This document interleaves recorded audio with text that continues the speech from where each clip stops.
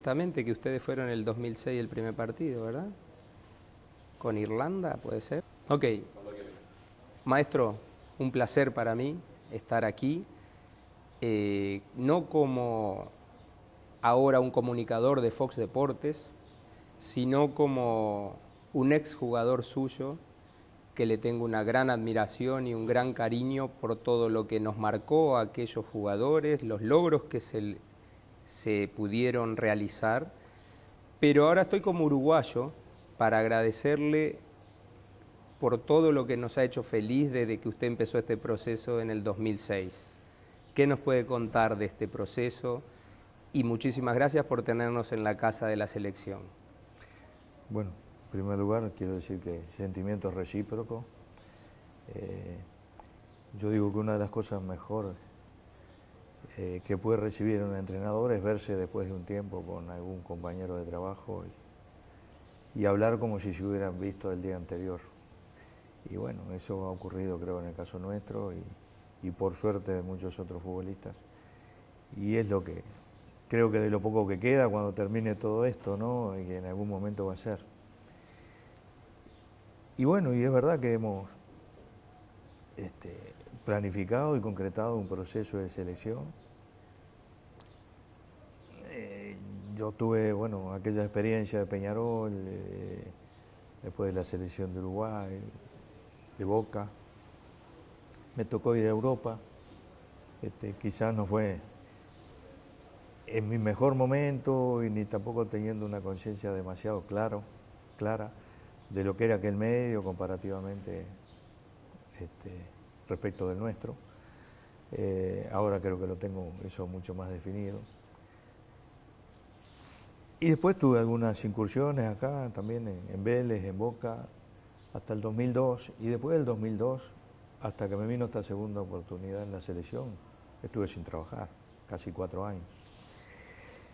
Y en todo ese tiempo reflexionamos mucho sobre la historia del fútbol, la geografía del fútbol, las corrientes migratorias de los futbolistas, dónde estaba el poderío económico y organizativo.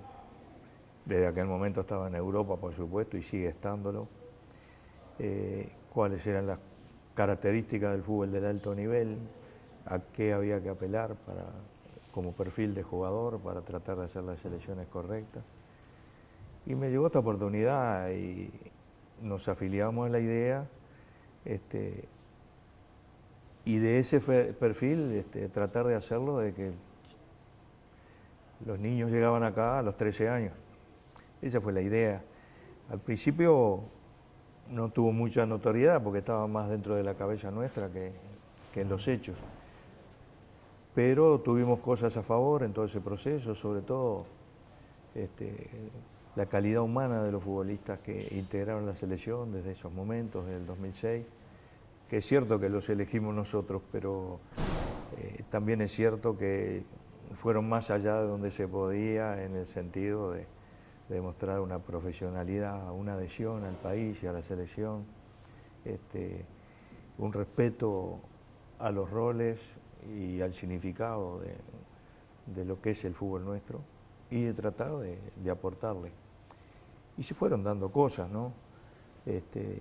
Con las dificultades o las condicionantes que tenemos, que aún siguen existiendo, pero tratando de no escondernos detrás de ellas, sino asumirlas y salir a competir. En el primer periodo, que fue hasta que terminó la eliminatoria del 2009, a través de un repechaje con Costa Rica, ganamos el derecho de jugar un mundial. Y lo primero que le dije a los futbolistas, pasamos la parte más difícil. Un mundial es para disfrutarlo, no es para sufrirlo tanto como cada eliminatoria. Y bueno, fue así, por gran mérito de los futbolistas en primer lugar. Como sucede en el fútbol y en la vida, las cosas se fueron dando paulatinamente.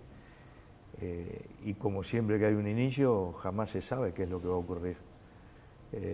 Pero se fueron dando los acontecimientos que nos hicieron quedarnos hasta el último día, estar entre los 4 equipos que jugaron los 7 partidos.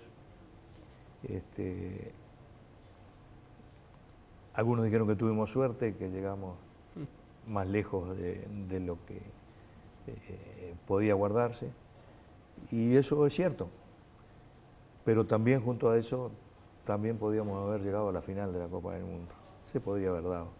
Yo siempre hago el ejercicio de lo que pudiese haber sucedido, y en el fútbol hay mucho espacio para eso, porque más allá de que cada vez es más científico, más tecnológico, sobre todo desde el punto de vista de la preparación, de cómo nos llega la información, sigue siendo un asunto entre personas, entre seres humanos, y los imponderables, todas aquellas cosas que están fuera de los controles, siguen apareciendo.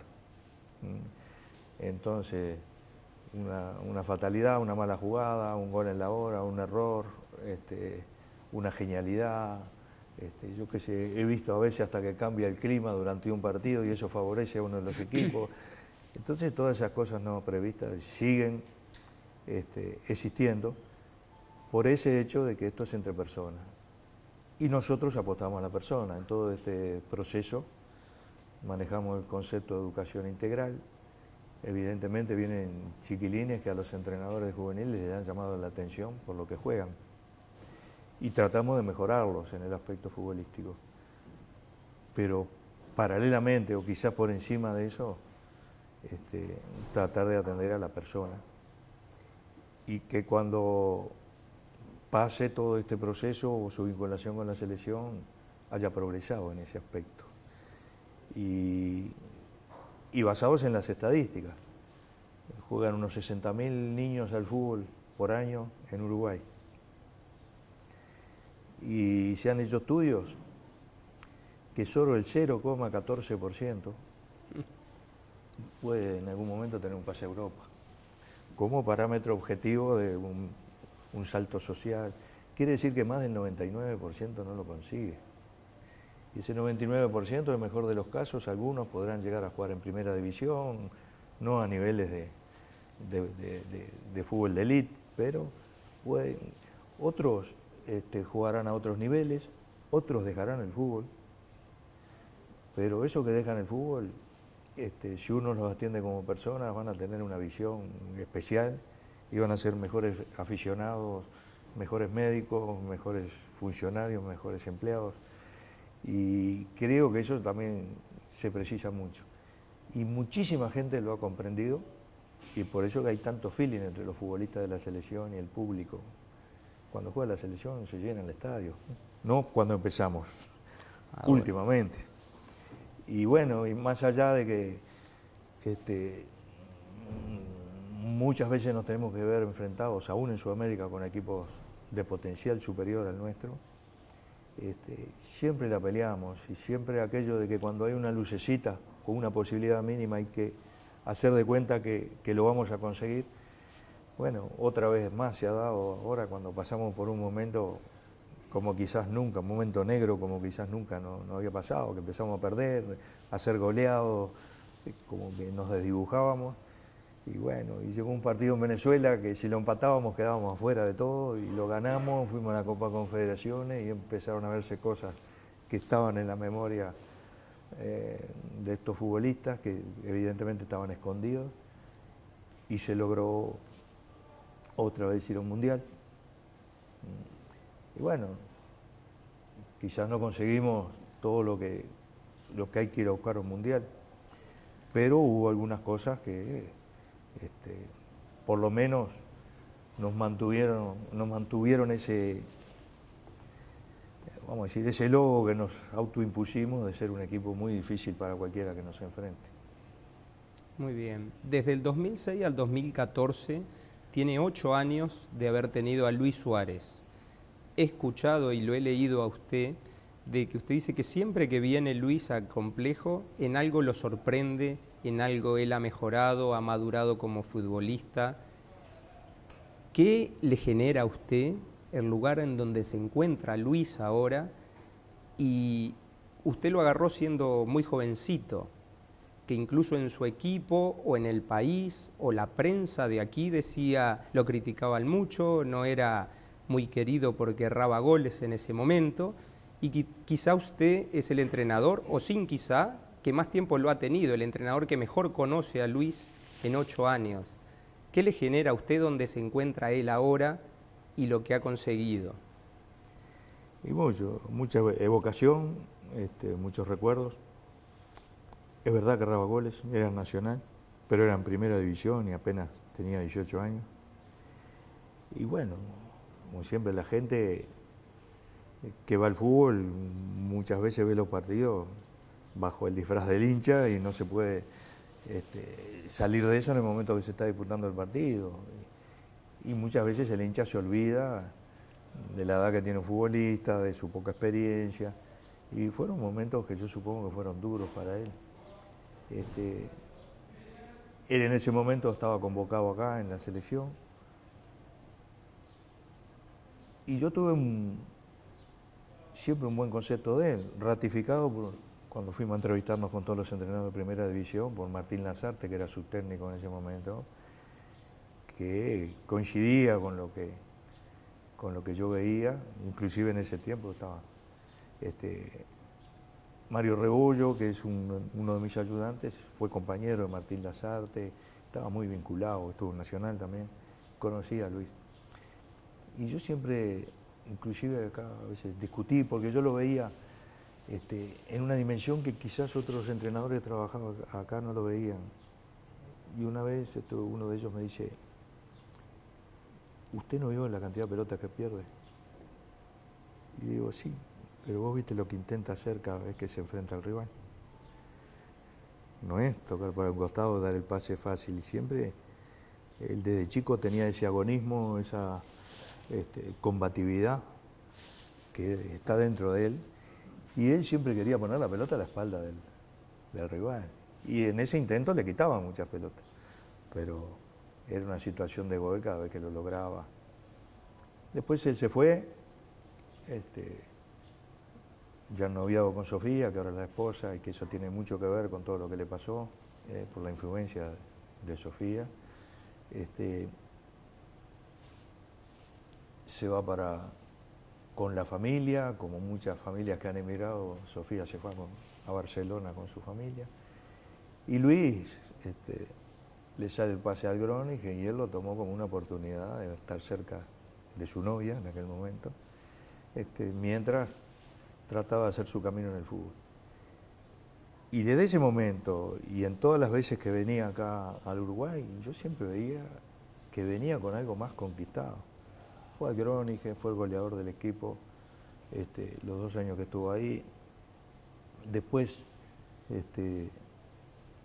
lo contrata nada menos que el Ajax de Holanda, que acá en Uruguay, tú sabes muy bien que está en el imaginario nuestro por todo lo que hizo en la década del 60, ¿no? Y Figuras 70. que pasaron por ahí. Ahí está. Es como un sinónimo de fútbol bien jugado.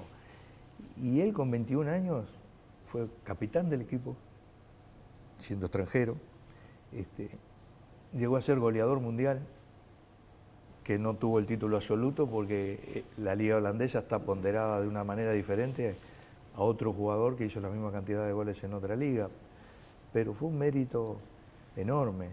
Después el pasaje al Liverpool, otra vez unos nuevos desafíos, y siempre con esa manera de entender el fútbol, de dejarlo todo, y a veces haciéndose responsable de todo. Quizás eso fue lo que lo perjudicó en ciertos desbordes de ese agonismo que tuvo, pero y ahora lo ha aclarado públicamente, cuando veía que no podía o que el equipo no podía, él se desbordaba, y a veces, bueno, no sabía lo que hacer para ayudar al equipo, y bueno, y generó ciertos problemas, pero respecto a lo que yo pienso de él, sin dejar de ser Luisito nunca para mí. Creo que tenemos una buena relación, no de amistad ni de frecuentarnos, pero yo noto, y creo que él lo nota también, que hay una seguridad de quién es el que se tiene enfrente. Y tampoco lo absorbo ni lo lleno de cosas, el futbolista que se hace entender.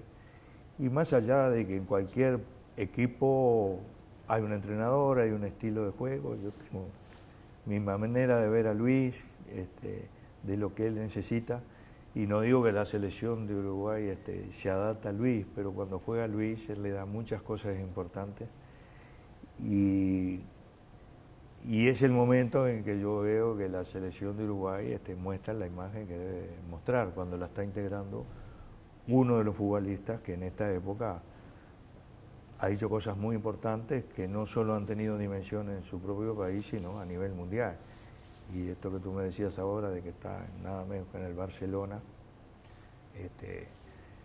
es algo que increíblemente lo soñó de mucho tiempo antes, cuando era solo un sueño, sin saber que se podía realizar. Y ahora tenemos un jugador mucho más maduro, que comprende las cosas, que está los posibles problemas lo está encaminando y tratando de solucionar, y con una disposición enorme, y junto a todo eso un gran deseo y una gran vocación por seguir aportándole a la selección de Uruguay. Yo tampoco lo quiero, pero él no quiere que en todo este tiempo que está suspendido que no estar con la selección. Y nosotros participamos de esa idea porque me parece que cuando Luis Suárez esté habilitado de nuevo para jugar, la selección de Uruguay va a tener el mejor refuerzo que pueda haber en todo el mundo futbolístico. Por supuesto. Y tenemos que mirarlo desde ese punto de vista, desde el punto de vista positivo, de lo que nos va a dar en determinado momento, y no volver atrás en lo que pasó y a cuestionarnos y a ponernos a hablar hasta casi tonterías de lo que debería ser, lo que no debería ser respecto de lo que pasó. Todo lo que haga Luis en el fútbol es cómo haga las cosas él dentro de una cancha de aquí en adelante. Y por lo que vi en estos primeros partidos del Barcelona y cuando estuvo con nosotros en Arabia y en Omán, está con muchas intenciones, con muchas ganas de hacer bien las cosas, y por momentos lo está logrando. Creo que es una cuestión de tiempo que vuelva a seguir conquistando cosas, a seguir subiendo escalones. Muchas gracias, maestro. Es un lujo para Fox Deportes tenerlo aquí, en la Casa de la Selección. Agradezco su deferencia de esta exclusiva que nos da y, por supuesto, la admiración crece día a día y el orgullo de poder decir, a mí también 15 minutos me dirigió el maestro Tabaré. Muy bien, con mucho gusto di la entrevista por responsabilidad profesional, pero tuvo mucho que ver que la hicieras tú, Álvaro, así que me alegro mucho de verte, como ya te lo dije, y espero que en esta profesión, y ya lo veo, hagas muy bien las cosas. Muchas gracias, maestro. Okay. No le quito más tiempo. No, Dos tranquilo. preguntitas. Un gusto. Muy amable.